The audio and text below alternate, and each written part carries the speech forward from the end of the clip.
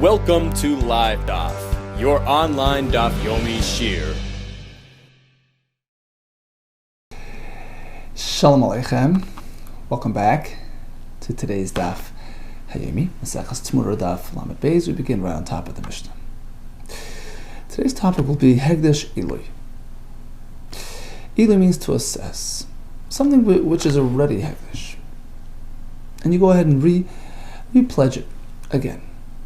What happens? Now, obviously, it's not going to change the status of the item. You have a korban oila, and you say, I want to redonate it to the Bedek Habayis. It's going to stay a korban oila.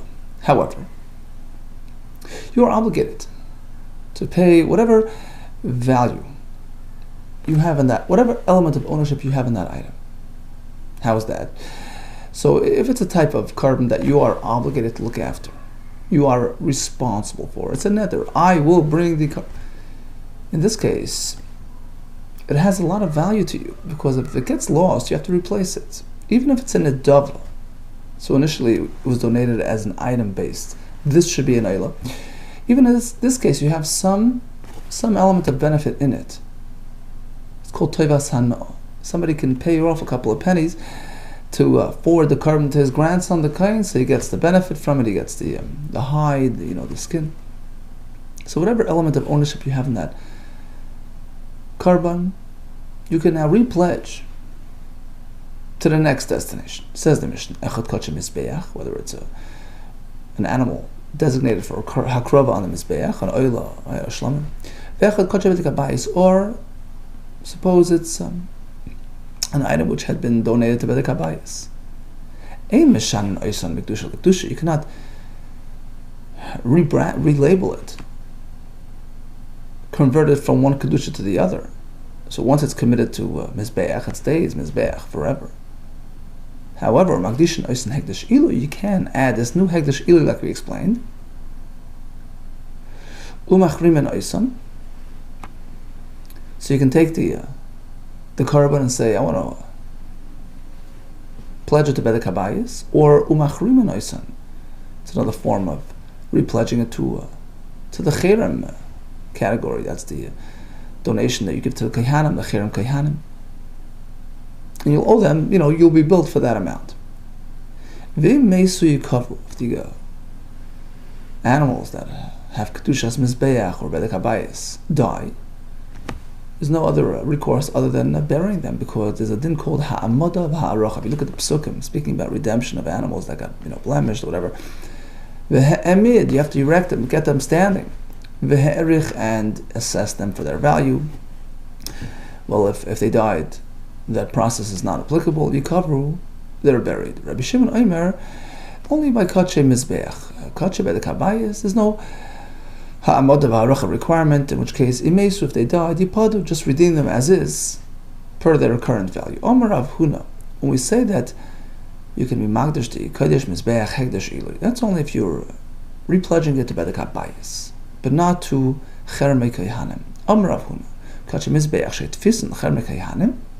Suppose he took his korban and says, I want to donate it to the chermei kohanim. Well, he also, it doesn't work, my time, it's based on a pasuk, a makro. Kol cherem kodesh kodashim ul Hashem, and he darshans the pasuk like this: Kol cherem di kodesh kodashim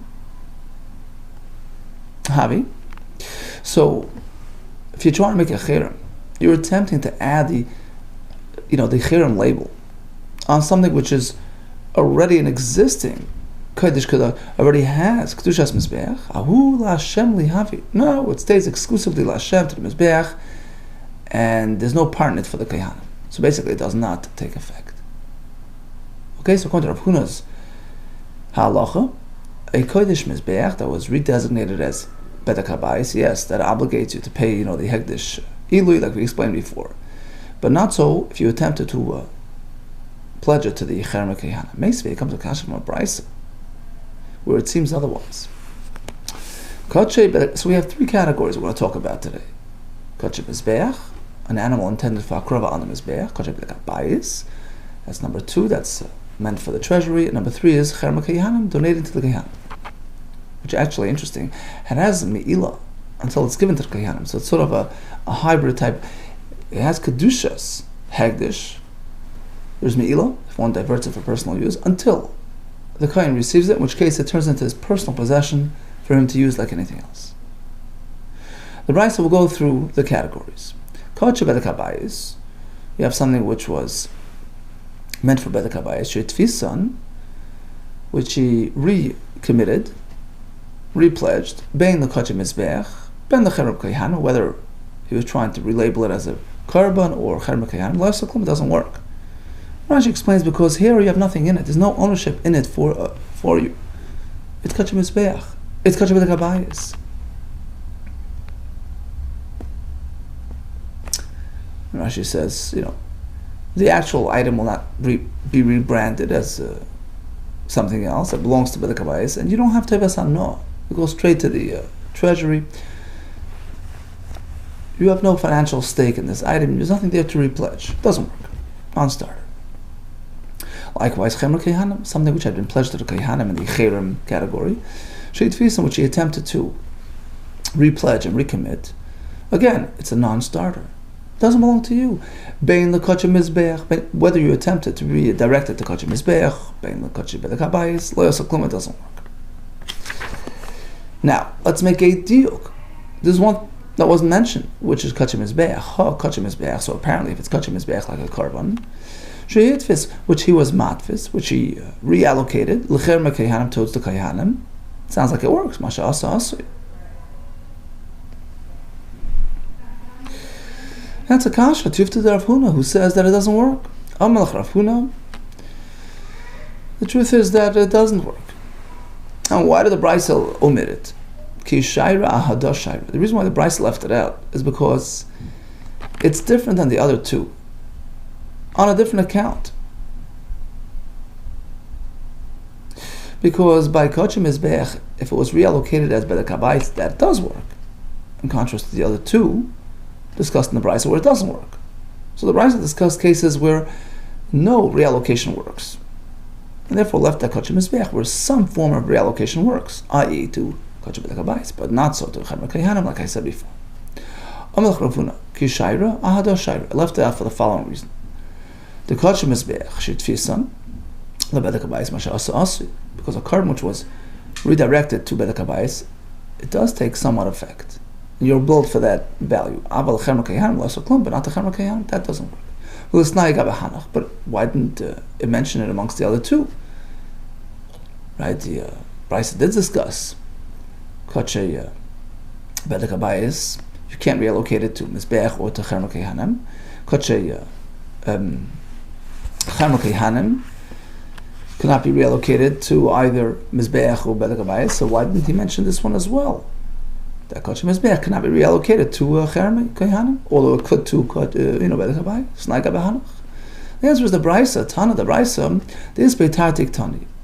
He was going through a list of two no's, cases where both things don't work. The less beitartik tani, but did not discuss kodesh mizbeach, which doesn't have two negatives, because you could reallocate it to bedek habayis, although not to cherem kehanim. Tanan. Here comes a kasha from our Mishnah, Amrafun, where it seems like you could reallocate the kodesh mizbeach even to cherem kehanim. Tanan makdishin oisan hegdish ilui, and then it says machrimen oisan. What are these two items? My love, let's assume hegdish ilui means lebedek habayis. You repledge the korban to bedek habayis. That works. Umachrimen means to the cherem kohen. Apparently both work. Lo idi v'idi kodesh bedek habayis. Both. No, both are discussing redirecting it to bedek habayis, and the Mishnah is just highlighting, whichever language he uses. But the destination is bedek habayis, not cherem kehanim, which doesn't work. Loishon, doesn't matter. Ma'ap gelu b'lashon hegdish bedek habayis, whether you expressed it like that. I'm reallocating it to hegdish bedek habayis. Loishon ma'ap gelu b'lashon cherem bedek habayis, or whether he used the cherem in reference to bedek habayis. But ultimately, his destination was bedek habayis, because cherem kehanim doesn't work.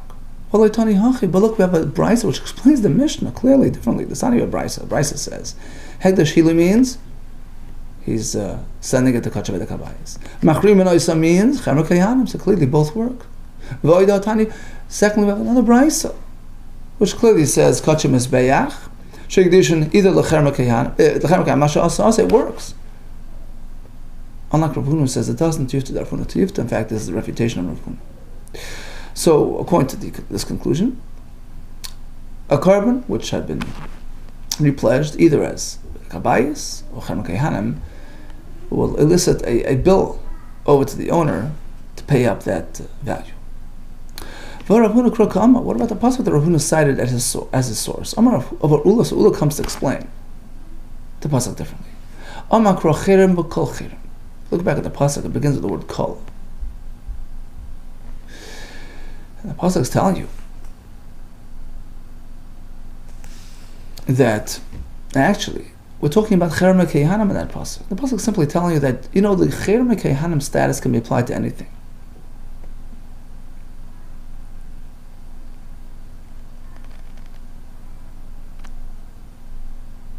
Even to something which is kodesh kadosh, even something which is a carbon. So just the opposite of Rav Huna's approach to the pasuk, which was that once it has kedushas mizbeach, you can't add cher. Just the opposite. Kol cherem kodesh kadosh mal Hashem. Just the opposite. There is expanding the cherem domain to include even karbanis, even something which is kodesh kadosh. Asks the Gemara, is that true? That according to Rav Huna, this added element can be applied even to a carbon? Umi arma ulu hachi, va'amar ulu himself taught us elsewhere. Hamat v'so'ilo bedek. So a person has an oilo and pledges it to bedek habayis. You would think it works, right? Ein ba ela ikov, it turns on the base, gizbar muvad. You should know it was a carbon, it stays a carbon. No change in ownership. No change in status. It's just that the Gizbar now have to come running, the treasurer, the managers have to come and be present when you're makar be carbon oila. Why? Rashi explains based on the Mishnah Mesechas Tanis, the owner has to be present when you're makar is carbon. Hey, carbon shaladam karib who? How could it be so that a person's carbon is being processed and you're not there to confess, to relate to the carbon, to view it as your representative? The owner has to be involved. And here, since he repledged it to bedek habayis, it's not like the kedusha bedek habayis lands on it. No, it's just that they have to be there. They become they identify with the carbon because he pledged it to them. He pledged it to the treasury. They have to be there, but he doesn't owe them any money. Okay, so clearly, Ula disregards this whole idea of adding, additional layers of status to an existing carbon. Bedek habayis doesn't get added, and certainly Rashi says chermakei hanim, which even according to Rav Huna didn't work. So according to Ula, bedek habayis doesn't work. Chermakei hanim certainly doesn't work. And here a minute ago, Ula brought a pasuk. You can add additional layers of status to an existing carbon. Answers the Gemara lo'olam midrabanan. The answer is when he spoke about adding, it's only midrabanan. You pledged it to the bedek habayis. You bill the amount. It looks like you pledged something, we obligate you to pay, but it's only midrabanan. Ukra and the pasuk that was cited before the meila. Ukra the meila das. It's coming from meila. To tell you that a whole different thing, that by chermakei hanim, a person pledges something to the kohanim, you should know, even though ultimately the kohen will take it and treat it like any other of his own items, free to use, to sell, but until you give it to him, there's me'ilah. When that person used his me'ilah status to it, like we explained before. And that's what the pasuk there is teaching us. Kol cherem, you should know that a cherem has a din of kodesh kadashim, has me'ilah, but it's unrelated to this idea of double pledging items, which is only d'rabban. Says the Gemara, lama leikra, l'me'ilah, lama leikra. Why would I need a special pasuk to apply me'ilah to the cherem? We know it without the extra pasuk, because in this pasuk, kodesh kadashim ksibe relates to it as kodesh kadashim, which automatically means it has me'ilah, something which is the holiest of holy. I mean, that's the idea of me'ilah, something which is up there. You can't divert and can't misuse. So without the word kol, I would know there's me'ilah. Ask the Gemara, you know what? It's not so simple. But according to what you're saying, that the term kodesh kadashim automatically denotes me'ilah. Listen to this. Hadam Rabbi Yana. Rabbi Yana teaches us, ein me'ilah mefureshes min haTorah, elo b'elo levad. The whole concept, you should know, the whole concept of me'ilah was only mentioned clearly in the Torah regarding an oila. That's what we have the discussion about Me'ilah. Kodesh Hashem means something which is Hamiyichoden Hashem, specific and designated completely Hashem. It's completely put on the Mizbeach. So that refers to an oila, or to Belek Habayis. Well, we don't yet have a source for Me'ilah by other karbanis, which are partly consumed by the owner, by the Kayin. Avol Chatas V'Hasham, but by a Chatas V'Hasham, which is partially going to go to the Kayhanim. How do we know there's Me'ilah if one misuses them for personal benefit? Lenafka element of Rebbe. That can be learned from Rebbe. The son Rebbe Aimer. We have by a korban shlamim. It says Kol Chayov L'Hashem. So the pasuk is saying L'Hashem. What is considered completely L'Hashem? Meaning, it's also considered under the umbrella of Kachi Hashem, in which case Me'ilah would apply. Kol Chayov L'Hashem is L'Rabbis Eimurah Kachim Kalim L'Me'ilah. To tell you that even the fats of a shlamim, which is Kachim Kalim, lower tier Kedusha. So although the basar, the flesh, is meant for the Kayhanim, for the owner, but the Chayla, which is the part which goes on a Mizbeach, that's on similar status to an oila. After all, the concept of Me'ilah means something which is completely for Hashem. You can't divert, there's Me'ilah. So even a Kachim Kalim, which is for the most part not going on the Mizbeach, but if part of it, the chaylev of it, is for the Mizbeach, then has a status like Kachim Kadoshim, and there's Me'ilah. And likewise, says the Gemara, we can apply the same idea to the parts of a Chatas and an Asham. To say that there's Me'ilah there as well, because that's the part that goes on Mizbeach. So bottom line, we seem to have a need to find a source for Me'ilah by Chatas, Me'ilah by Asham. And the question is why? Lama Likra.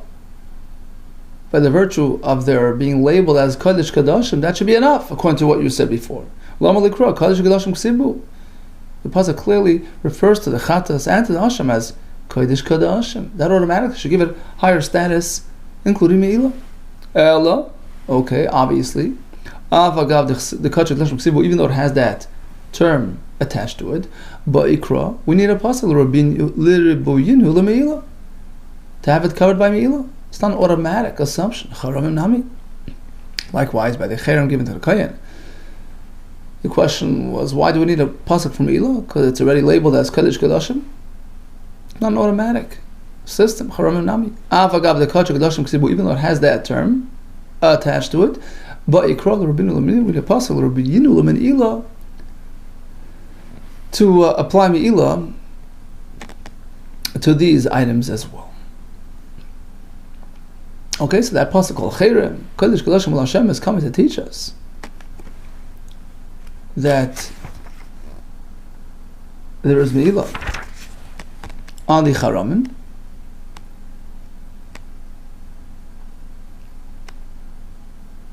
Rashi says, Kol HaCherem Havel Hashem. It's completely L'Hashem, which means to say, if is Hani Minei Purta, Mal, if he misuses even part of it, he committed Me'ilah. Okay, so it's coming for that. It's not coming to teach us the whole idea of Hegdesh Ilui, because Hegdesh Ilui is only the Rabbanon. So if he has an existing Kedusha and he wants to add to it, wants to relabel it, redesignate it, repledge it, he's built for that extra, but it's only the Rabbanon. Let's go back to what Ula told us. Hamagdish Oila Lebedek Habayis. A fellow takes his korban oila, which is Kachim Mizbeach, and relabels it as Bedek Habayis. Ein ba ela ikuv gizbaron b'lvad. As we explained before, he's not billed for any extra. It's just that the gizbar, the managers, have to be there, have to be present when you makar of the oila, because they're considered like part owners. Meisvei comes a kasha. The Brisa says Hamagdish oila, right? He takes his oila Bedek Habayis and relabels it as Bedek Habayis. Also, shechtat shetipad, you can't proceed with the shechita until you redeem it, until you send the value to the Bedek Habayis. which indicates that in fact that added layer of kedusha does get applied. That's a kasha on Ula, who says once you have an existing status, it's saturated, you can't add to it. You're right, midrabanan. This added obligation is only midrabanan. It looks like you pledged it, so you have to pay, but really min haTorah, there's no change of status. I'll even prove to you that it is so. Look at the next part of the brayso. If you shechted it without asking any questions, it's done. Despite not having redeemed it. Well, if he has to redeem it in haTorah, how does it work? Apparently, the whole chiv is only rabbanon. Proceeded,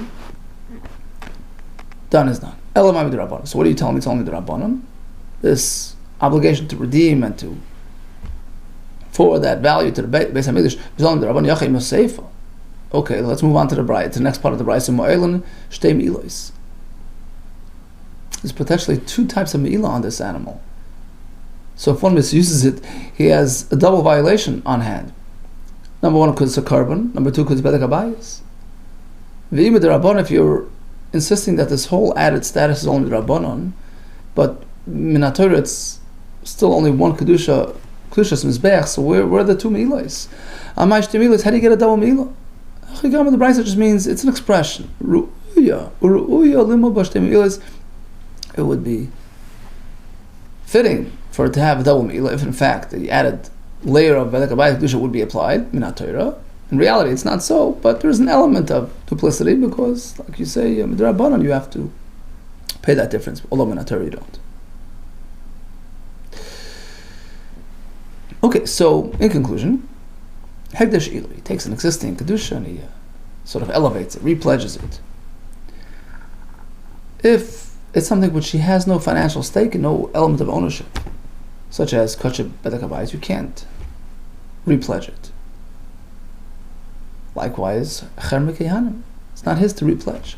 Kosher mizbeach, that you could.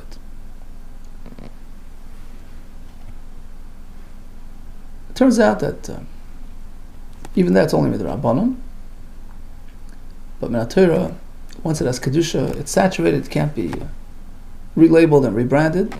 It's just a midrabanan.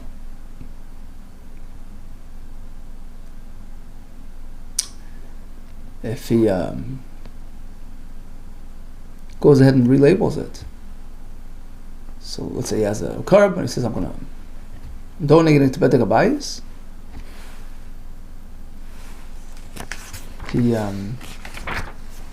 He's billed that added for that added pledge. And according to the parshanut-torah-comment, even for repledging it to Char Mekei as well, but of course it's only the Rabban. It makes you cover. Let's move on to another topic, discussed at the very end of the Mishnah. Ha'amada v'arach. Pasuk says v'he'emid. He stands up the animal, erect, and he's ma'arich the animal. They assess it to determine the redemption rate. The animal dies before that point. Burial is the only option. You can't just redeem it in its current state. And the question is, Hamad v'aracha requirement, does it apply to kosher mizbeach? Does it apply to kosher bedek habayis? To both? To none? We may see you cover. Amar b'yechnan. We have two opinions in the Mishnah. We have the Rabbanon, responded to by Reb Shimon, who says, kosher bedek habayis, don't worry about them. There's no hamad v'aracha. If they die, just redeem them as is. But kosher mizbeach do have hamad v'aracha. So Reb Shimon's opinion is clearly articulated. Hamad v'aracha to kosher mizbeach, yes. Kosher bedek habayis, no. What about shitas chachamim? When do they apply hamad v'aracha? When do they not? We have a difference of opinion between Amoraim on their position. Amar Rabbi Yochanan, according to Rabbanon, applies to both equally. Rabbanon, kosher mizbeach, kosher bedek habayis, so hamad v'aracha. Whether it's mizbeach or bedek habayis, it's covered under hamad v'aracha requirement. Rish Lakish Amar, no, only bedek habayis, which is the opposite of Reb Shimon. Rish Lakish Amar Rabbanon kosher bedek habayis, hoy b'chlal hamad v'aracha, only that, but not kosher mizbeach. Lo yoy b'chlal hamad v'aracha. Now, v'zev is a moed Reb Shimon. There's no discussion that Reb Shimon holds the kosher bedek habayis lo yoy b'chlal hamad v'aracha, kosher mizbeach hoy b'chlal hamad v'aracha. All agree. Reb Shimon articulates it clearly in the Mishnah. that it only applies to Mizbeach, not to Bedek Habayis. One last point. What if you have a Kachim Mizbeach which was blemished from the start? The Divrei HaKol, and all agree, Baal Mumi Ikaroi was a permanently blemished animal to start with. So it was never really suitable for a carbon. In that case, if he was Magdash it, there's no din on that. That only applies to something which was suitable for Mizbeach. But if it was a carbon which was never really suitable, just redeem it as is. It's not. Now comes the Kasha Rish Lakish. Again, according to Reb Shimon, Hamad Varocha only to Bedek Habayis, only to Mizbeach. According to the Rabbanan, Hamad Varocha, Rabbi Yechon holds to both, and according to Rish Lakish, only Bedek Habayis. It's not. Look at the Mishnah. Shimon Omer, Kodja Bedek Habayis Shemesi Yipadu. Bedek Habayis, it dies, just redeem it. There's no Hamad Varocha. Now, why did Rav Shimon have to articulate it? Well, you should know, Kodja Bedek Habayis, don't worry about it. Apparently, he was responding, right? So, Bishleima, Rabbi Yechon the Amar, Rabbanan, Echad Zeh, Hoyu B'chlam Hamad Varocha. According to Rabbi Yechon's view, in the Rabbanan, that Hamad Varocha applies to both equally. That would explain Rav Shimon's response. No, it does not apply to both. It does not apply to Bedek Habayis. Hainu D'Isrich, Reb Shimon L'Frush, that compelled Reb Shimon to respond by saying, Kodja Bedek Habayis Shemeisu, don't worry about them, Yipadu. There's no Hamad Varocha for Bedek Habayis, in contrast to you who says there is. El Rish Lakish, according to Rish Lakish. According to his view in the Rabbanan, that Hamad Varocha did never apply to Kodja Mizbeach, only to Bedek Habayis. That's all they were saying. Bedek Habayis, yes. Comes Reb Shimon and says, no. He doesn't have to reiterate Kodja Bedek. That's all they're talking about. They're just talking about Kodja Bedek Habayis. All he needs to say is no. Why do you have to explain and express himself? You should know Kodja Bedek, label it by name. You should simply say, what you're talking about, I disagree. You say yes, I say no. You say Bedek Habayis needs Amada, I say, if it dies, just redeem it. Amalch Rish Lakish. Says Rish Lakish, you know why Reb Shimon had to explain himself? He wasn't sure what the Rabbanan were referring to. Amalch Rish Lakish, Reb Shimon lo yava yonda. My de Amar Tanaka wasn't sure exactly about the Tanakama's position, which one he was referring to. And all he said was like this: if you're applying it to Kodja Mizbeach, I'm on. I agree with you. But Kodja Bedek Habayis, if you're talking about that, sorry, it makes you put I disagree. Just redeem it. Tanakh was Rabbi Yechon, the right to Rabbi Yechon, that according to the Rabbanan applies to both. Right? So V'herich. It sounds like we're talking about Behemoth Tmei, an elephant, non-kosher animal. Nope. Be'balimumin she'yipadu akasim medaber. Says the Gemara, we're talking about a kosher animal which happened to be blemished. You get it up, you redeem it. To me, it just means it's unfit for Akrava. You're insisting, Balimumin, talking about a kosher blemish. Oh yeah, no, Behemoth Tmei, we're talking about a really non-kosher type. The pasuk later on. Just redeem him. So that covers Behemoth Tmei. Hare Behemoth Tmei Omer. Return to the next slide. So what's the earlier pasuk about? Vim kol Behemoth Tmei, right? Must be speaking about a kosher blemish, which is meant to be redeemed. Perhaps you can redeem it even if it has a temporary, slight blemish. Reason is because you can't. It doesn't have akrava option. Sheina kreva kalikar. As opposed to a temporary, soft blemish, which is going to be corrected soon. Sheina kreva hayom. Although you can't offer it today, you can do it tomorrow. Fine. Hence, we know that you can redeem a permanently blemished behemoth. And what does the pasuk there say on this very animal? We're talking about Kodja Mizbeach here, right? You need to go through the Hamad Varocha process, right to Rabbi Yechon. That it applies to Kodja Mizbeach as well. Okay, tomorrow Hashem will continue with the Raya to Rish Lakish. Bottom line, Hamad Varocha, what does it apply to? According to Reb Shimon, Bedek Habayis only. According to Rabbanan, no. According to Rabbi Yechon, applies to both. According to Rish Lakish, only to Bedek Abai, sorry, according to Reb Shimon, to Kosher Mizbeach only. Okay, and so far we left off with a Raya, Shabbeach and Shita, that according to Rabban applies to both equally. All the best to you, Psuras Tevis, and much Hatzlach.